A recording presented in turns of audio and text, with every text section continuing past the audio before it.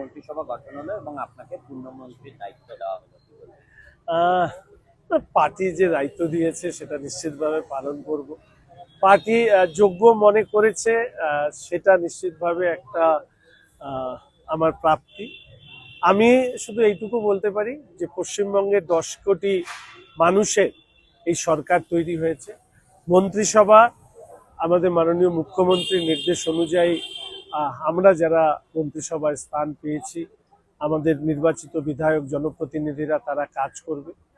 মানুষের যে প্রত্যাশা ডাবল ইঞ্জিন সরকারের কাছে, মাননীয় প্রধানমন্ত্রী নরেন্দ্র মোদী মহাশয়, মাননীয় স্বরাষ্ট্রমন্ত্রী শ্রী অমিত শাহ মহাশয়, আমাদের সর্বভারতীয় সভাপতি শ্রী নতীন নবীন মহাশয়, তাদের যে দিক নির্দেশিকা এবার হচ্ছে পশ্চিমবঙ্গকে নতুন করে গড়ে তোলা। যে পশ্চিমবঙ্গ শিক্ষা, সংস্কৃতি, শিল্পে, রুচিতে ভারতবর্ষের এক অনন্য জায়গায় ছিল, গত বছর শুধু দেখেছে ধ্বংসের ছাপ।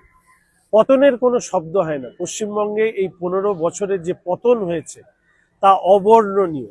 সেই জায়গা থেকে পশ্চিমবঙ্গকে ঘুরে দাঁড় করানোর জন্য অনেকটা লড়াই আমাদেরকে করতে হবে। আমরা প্রত্যেকের সহযোগিতা নিয়ে মানুষের অভিভাবকত্বে আমরা নিশ্চিতভাবে সেই কাজে সফল হব, এইটুকুই আমি মানুষের কাছে আমার আবেদন এবং প্রার্থনাও। পাশে থাকুন, আপনাদের প্রত্যাশা পূরণের দায়বদ্ধতা আমাদের।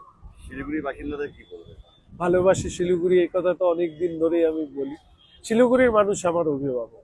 আজকে যা হয়েছি তাতে শিলিগুড়ির মানুষের অংশগ্রহণ, তাদের ভালোবাসা, স্নেহ, আশীর্বাদ না থাকলে সম্ভব ছিল না। ফলে শুধু শিলিগুড়ি শহর শিলিগুড়ি নয়, আজকে রাজ্যের মানুষের যে প্রত্যাশা, সেই প্রত্যাশা পূরণ করবার সাথে সাথে শহর শিলিগুড়ি যেহেতু আমি বড় হয়ে উঠেছি, তাদের ভালোবাসাকে মাথায় রেখেই আমি নিশ্চিতভাবে মানুষের প্রত্যাশা পূর্ণ করবার চেষ্টা করি।